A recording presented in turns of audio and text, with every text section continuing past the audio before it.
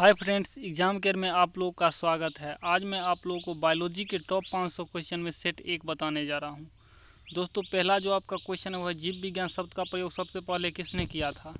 इसका जो आपका आंसर हो जाएगा वो डी हो जाएगा। लेमार्क तथा टेबनिस नामक वैज्ञानिक ने जीव विज्ञान शब्द का प्रयोग सबसे पहले किया था, तो एक का आंसर डी हो जाएगा, लेमार्क तथा टेबनिस।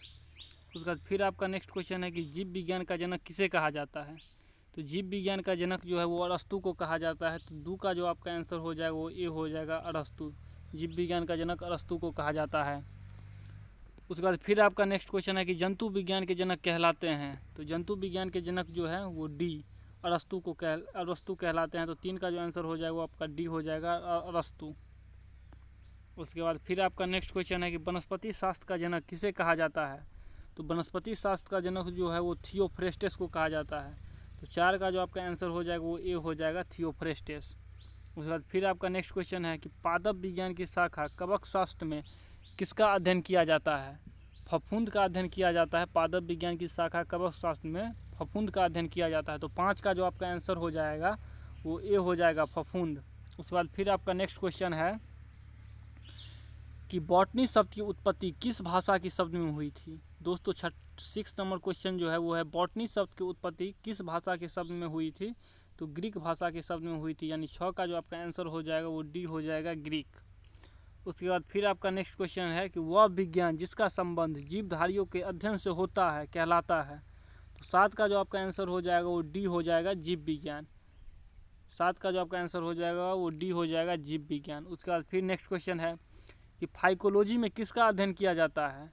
तो 8 का जो आपका आंसर है वो ए हो जाएगा, शैवाल का। दोस्तों, फाइकोलॉजी में शैवाल का अध्ययन किया जाता है।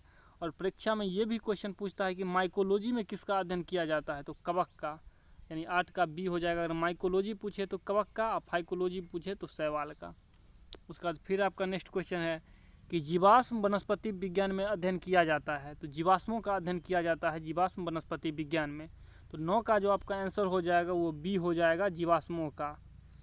उसके बाद फिर नेक्स्ट क्वेश्चन है कि फलों का अध्ययन कहलाता है। तो फलों का अध्ययन जो है वो आपको पोमोलॉजी कहलाता है। तो 10 का जो आपका आंसर हो जाएगा वो डी हो जाएगा, पोमोलॉजी। फलों का अध्ययन कहलाता है तो पोमोलॉजी हो गया। उसके बाद फिर आपका नेक्स्ट क्वेश्चन है कि परागनों का अध्ययन कहलाता है। तो दोस्तों, परागनों का अध्ययन जो है वो पेलिनोलॉजी कहलाता है। तो इसका बी मार देंगे, परागनों का अध्ययन पेलिनोलॉजी कहलाता है। उसके बाद नेक्स्ट क्वेश्चन है आपका पौधों को नाम देने वाला विज्ञान कहलाता है। तो इसका जो आपका 12 का आंसर हो जाएगा वो डी हो जाएगा, वर्गीकी।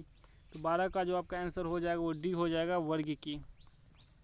उसके बाद फिर आपका नेक्स्ट क्वेश्चन है कि एस्पोमोलॉजी में किसका अध्ययन किया जाता है। तो एस्पोमोलॉजी में बीज का अध्ययन किया जाता है, यानी 13 का जो आपका आंसर हो जाएगा वो ए हो जाएगा, बीज। उसके बाद फिर नेक्स्ट क्वेश्चन है आपका कि संसार में पौधों के वितरण का अध्ययन क्या कहलाता है। तो संसार में पौधों के वितरण का अध्ययन फाइटोजियोग्राफी कहलाता है। तो 14 का आपका जो आंसर हो जाएगा ए हो जाएगा। धन्यवाद दोस्तों।